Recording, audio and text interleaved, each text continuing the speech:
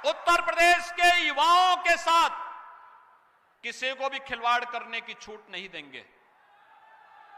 विगत 4.5 वर्ष में 4.5 लाख नौजवानों को सरकारी नौकरी दी गई और आज सुबह जब मुझे एक समाचार मिला, एक गिरोह कहीं से उसने पेपर लीक किया, हमने कहा पूरे पेपर को अभी निरस्त करो। जय हिंद दोस्तों, आपने ये वीडियो जरूर देखा हो, काफ़ी वायरल है, काफ़ी ट्रेंडिंग में इस समय ये चल रहा है। एक्चुअली में इस वीडियो की सच्चाई क्या है, पहले आप ये वीडियो को पूरा देखिएगा, फिर मैं आपको बताता हूं कि इस वीडियो की एक्चुअली में सच्चाई क्या है। उत्तर प्रदेश के युवाओं के साथ किसी को भी खिलवाड़ करने की छूट नहीं देंगे। विगत 4.5 वर्ष में 4.5 लाख नौजवानों को सरकारी नौकरी दी गई और अच्छी कानून व्यवस्था के कारण प्रदेश के अंदर हर एक नौजवान के लिए नौकरी की संभावना को आगे बढ़ा करके 1,61,00,000 से अधिक नौजवानों को नौकरी और रोजगार की सुविधा प्रदेश में प्रदान की गई। एक जनपद एक उत्पाद और विश्वकर्मा श्रम सम्मान के माध्यम से स्वतः रोजगार के साथ 60 लाख से अधिक लोगों को जोड़ने का कार्य हुआ। आज सुबह जब मुझे एक समाचार मिला, एक गिरोह कहीं से उसने पेपर लीक किया, हमने कहा पूरे पेपर को अभी निरस्त करो, पूरे गिरोह को गिरफ्तार कर लो, उन सभी बच्चों को सकुशल उनके घरों तक पहुंचाओ, 1 महीने के अंदर पारदर्शी तरीके से फिर से परीक्षा आयोजित करो, किसी भी बच्चे से कोई शुल्क अतिरिक्त नहीं लेंगे, उनके आने जाने की फ्री में व्यवस्था देंगे या उन बच्चों का जो आई कार्ड होगा उत्तर प्रदेश परिवहन निगम की बसेज में फ्री में आने जाने की सुविधा उसके माध्यम से उन बच्चों को प्राप्त होगी। ये सुविधा तो, लेकिन जिन लोगों ने ये शरारत की है वे भी सुन लें, उनके खिलाफ गैंगस्टर के तहत मुकदमा दर्ज हो रहा है और उनकी संपत्ति को जब्त कराने। लेकिन भाइयों बहनों, बसपा की सरकार के समय और सपा की सरकार के समय 21 चीनी मिलें बेची गई थी। यानी यहां के नौजवानों को बेरोजगार करने वाले, यहां के किसानों के पेट पर लात मारने वाले सपा बसपा के लोगों को कैसे यहां की जनता बर्दाश्त करती है? ये लोग आपकी संपत्ति पर डकैती भी डालते हैं, बेरोजगारी भी फैलाते हैं। आई होप कि दोस्तों आपने वीडियो पूरा वॉच किया होगा। चलो, इस वीडियो की सच्चाई ये है कि दोस्तों ये 21 नवंबर 2021 को ये वीडियो शूट हुआ था। यानी कि दोस्तों ये एक रैली का वीडियो है जिसमें से योगी जी एक भाषण में बेरोजगार युवाओं को दोस्तों यानी कि भाषण दे रहे हैं, उसमें से संबोधन कर रहे हैं कि दोस्तों यानी कि पेपर के लिए कितने सख्त कानून होने चाहिए, यही सब विषय में बता रहे हैं। आपने पूरा वीडियो देखा। अब इसमें से आप दोस्तों पहले कि इनके भाषण को कंपेयर कीजिएगा और आपकी प्रेजेंटेशन टाइम को कंपेयर कीजिएगा कि ये प्रेजेंटेशन में क्या बोल रहे हैं। दोस्तों अभी तक इनका ऑफिशियली कोई बयान नहीं आया, ये बात याद रखिए। ये वीडियो फेक है, पुराना वीडियो, फेक मतलब नहीं बोल सकते, लेकिन इतनी समय का ये वीडियो नहीं है, ये वीडियो दोस्तों पुराना है, ये बात आप समझ में होंगे।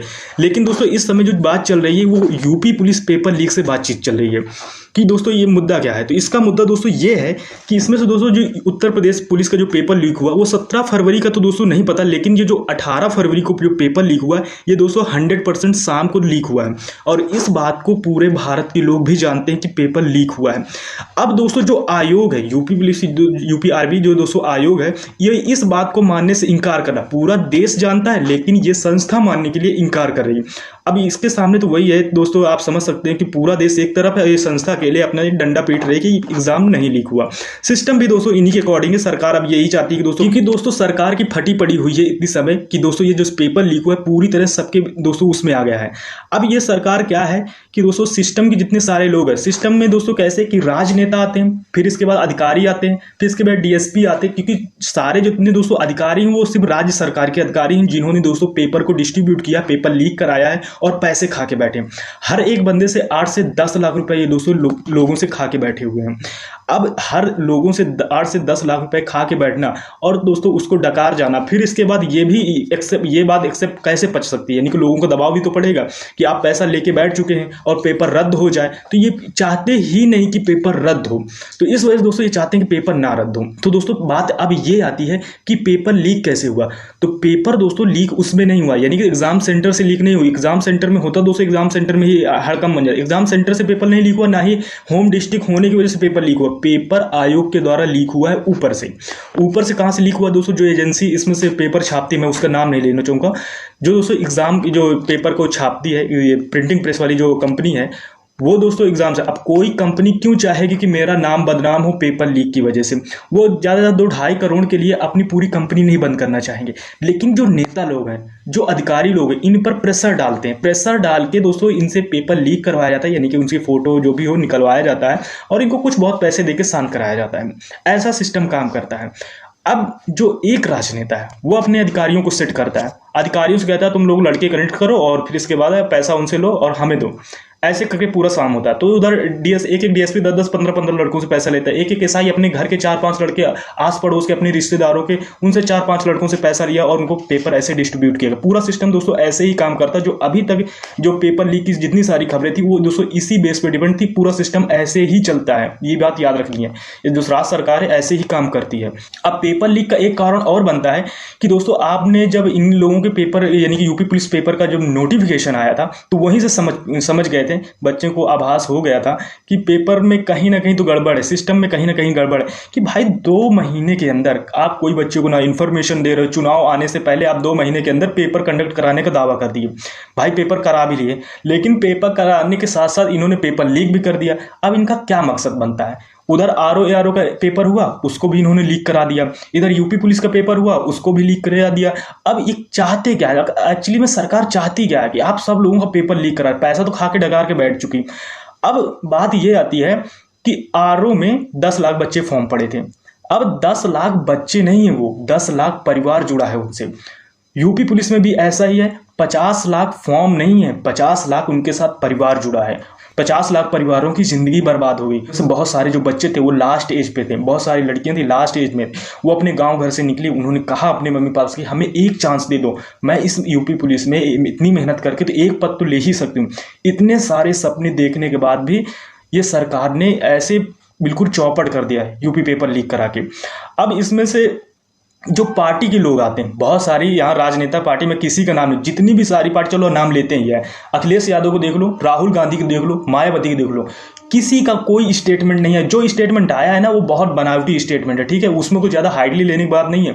इसमें से एक मेन खबर और आती है, इन लोगों को पता भी थी, वो क्या थी कि अभी तक यूपी पुलिस में दोस्तों सरकार ने कोई जांच कमेटी नहीं गठित की, कोई जांच कमेटी नहीं बनाई गई। ये लोग जब ईडी का छापा मरवाना होता है तो भाई मुश्किल से 10 मिनट 15 मिनट 1 घंटे के अंदर ईडी का छापा मरवा देते हैं।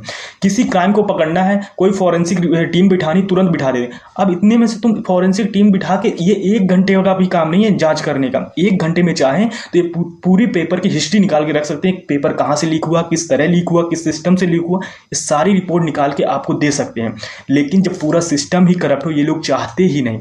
अब नीचे से एसआई, डीएसपी और इसके बाद राजनेता, ये जब सारे लोग करप्ट, कौन चाहेगा कि पेपर की जांच हो, जांच बैठे? कौन चाहेगा? कोई नहीं चाहेगा।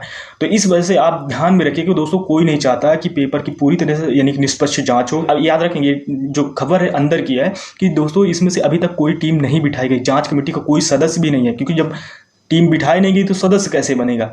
ये भी एक लॉजिक की बात है। तो इसमें से दोस्तों अभी तक कोई जांच टीम नहीं बिठाई गई, ये भी याद रखिएगा। अब इतनी समय बात ये आती है कि आप साथ खड़ा कौन है। तो दोस्तों आपके साथ इतनी समय, जब मैंने सबसे पहले यूट्यूब चैनल खोला तो उसमें सबसे पहले भी जो सबसे पहले व्यक्ति आए वो विवेक सर थे, एग्जामपुर वाले विवेक सर आए।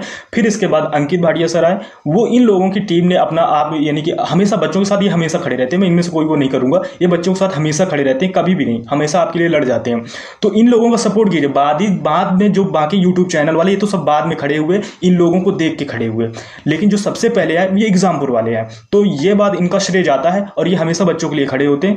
तो इसमें से अभी आपको कुछ करने की जरूरत नहीं, जितने भी स्टूडेंट हैं यानी कि जितने लोगों ने पेपर दिया वो उनको आपको अभी खड़े होने की कोई जरूरत नहीं। आप स्पेशली जो फोकस कीजिएगा वो एसएससी जीडी में फोकस कीजिए, अभी कीजिएगा। बाद में इसको यानी कि ये मैटर तो चल ही रहा, अभी ये लोग टीचर मिलकर यानी कि आंदोलन को ये अपना यानी कि स्टार्ट किए हुए हैं, पैदल यात्रा निकालेंगे जो लखनऊ ले जाएंगे।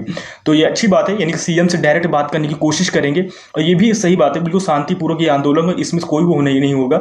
कुछ बच्चे गए थे जिनमें से धरना धरने के लिए, उनमें से यही पुलिस वाले, यही सिस्टम के लोग उन बच्चों पर अत्याचार के बहुत बल भर मारे, लाठी चार्ज किए। आपको क्या, आपसे वो यानी जमीन जायदाद मांगने आए थे? अरे भाई अपना हक ही तो मांगने आए थे, आपसे जमीन जायदाद तो मांगने आए नहीं। वो लोग गए यानी कि पूरा लिखित तौर पर डीएम को दिए, लेटर दिया कि भाई हमें आंदोलन धरना करना, लेकिन उन पर लाठीचार्ज कर दिया गया। तो ये कैसा न्याय है? यानी कि ये बिना ऊपर से ऑर्डर दिए तो ये होता नहीं, ऊपर से ऑर्डर मिला हो तभी तो किया हो। कुल मिला के पूरी तरीके से आपको शांत कराया जा रहा है, बात यह है।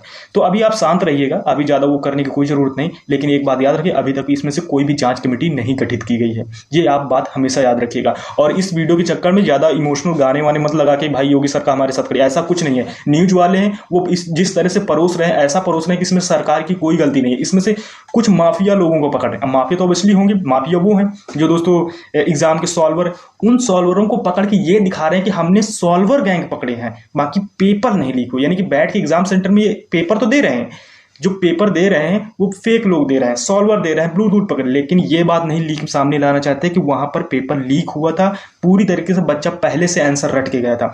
इधर हमारे जो बच्चे थे और भी जो हमारे दोस्त थे वो लोग बैठ के बाहर मैराथन देख रहे थे, मैराथन की क्लास कर रहे थे, और साइड में बगल में बैठा बच्चा वो आंसर की रट रहा था। अब सोचो किसका पेपर अच्छा गया होगा, किसी ना किसी का तो दोस्तों पेपर अच्छा गया होगा। तो ये बात से तो आप समझ ही सकते हैं। बाकी दोस्तों और अगर कोई इन्फॉर्मेशन मिलती है तो मैं आपको जरूर अपने चैनल के माध्यम से जरूर दूंगा। तो दोस्तों मिलते हैं नेक्स्ट वीडियो में, तब तक के लिए टेक केयर, बाय बाय, जय हिंद।